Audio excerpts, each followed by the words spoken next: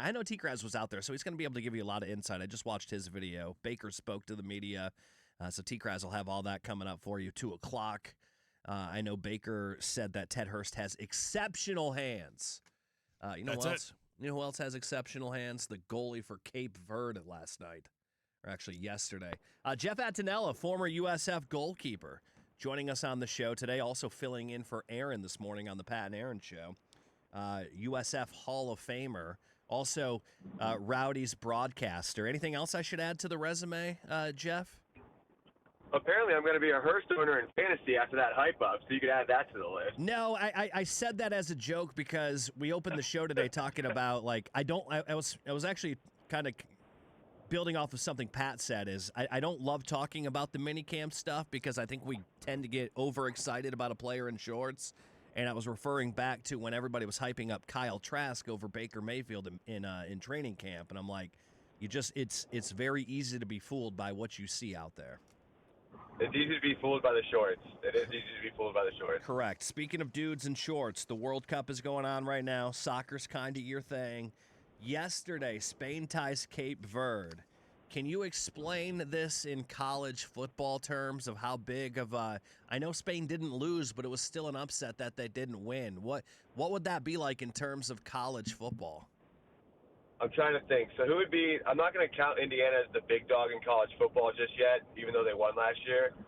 So let's just take, like, the idea of, like, an Ohio State and have – oh, man, I don't even know. How like about – would you say – I'm going to say Appalachian State. I'm going to say Appalachian State because you're a Michigan man. Oh, thanks. You got to go that route? How about USF? How about USF beating the Gators? We could have went with that route.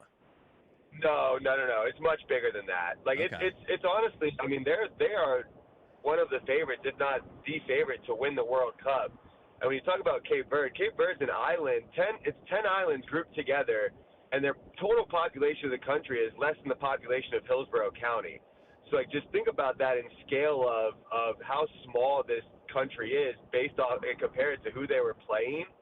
It's I don't even know that you could put it into college football terms because it's just such a massive thing that it would only happen in the World Cup or like the Olympics. But it was such an incredible moment, and they're using the Rowdies facility for their home base for the group stage of the World Cup. So I got to interview some of their fans, and man, just making the tournament meant the world to them. I can't even imagine how they feel today waking up. It's crazy. So Cape Verde, the goaltender, he had 45,000 followers on Instagram before the game. Afterwards, he had 2 million followers. What was it about his performance that drew this kind of reaction? Because like you said, there's less people on that island and from that country than here in Hillsborough County. Why does he have all of a sudden 2 million followers? It's up to 4 million now. Nick, my brother and I bought a Cape Verde goalie jersey just because we were all hyped up. His performance yesterday was exactly what you need to get an upset like that. I mean, he made the saves he had to make. He was big. He made big-time saves. He was calm. He had a ton of composure while he was making all those saves. And when you're able to do that as a goalkeeper and you have that sense of calm about you while you're standing on your head, it just calms everybody else around you. So you could see the team and the defense kind of feeding off of his performance. And there were other good goalies that played. There were other goalies that played really well yesterday to create some of those ties that Pat was so mad about. But for him to do that on that stage, I mean, he was getting big. He was making the saves he had to make. He was holding the ball when he had to hold the ball. He was calming everybody down. And that's exactly what you need from a goalie to make that type of result. And that, I mean, I'm going to call it an upset, even though they didn't win, because that's a massive upset. So he just kind of held everything down, and I think people fell in love with him because he's also 40 years old, which, you know, I retired at 32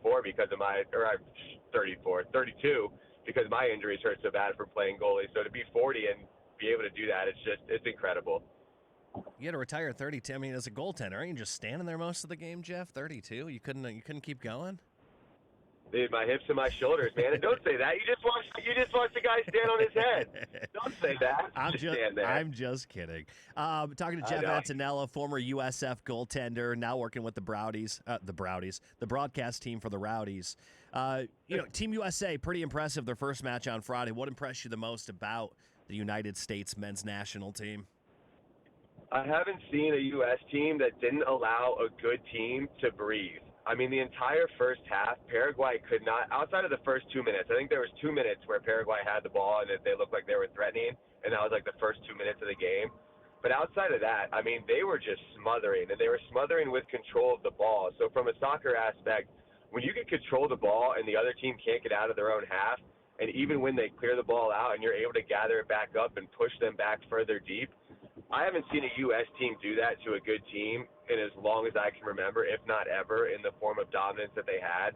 So for them, just the way that they were able to completely dictate that first half, and not only dictate it, but then put the ball into the back of the net consistently.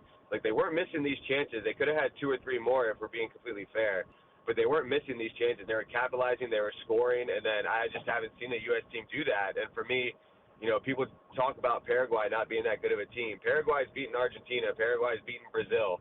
So Paraguay's not a slouch. So for us to do that to a team like that, it's just something that got me even more fired up than I was before the game started. Is this the best U.S. men's national team we have seen in terms of talent, at least in our lifetime? Yeah, I said that before the tournament started. My biggest fear was if they could put it all together, because we hadn't really seen them do that under Pochettino yet. But to see them put it all together, it's the most talented group we've had. It's the most excited that I've been for a World Cup run in quite some time. And, you know, if they're able to keep it moving and if they're able to get a good result versus Australia and look dominant, then, you know, we should be in a great spot for getting a good matchup in that round of 32.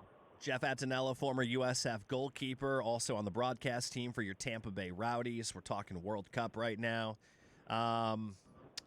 You know, we know the team is talented, as you just said. What are some of your concerns about the United States men's national team? Is the goaltending the biggest weakness?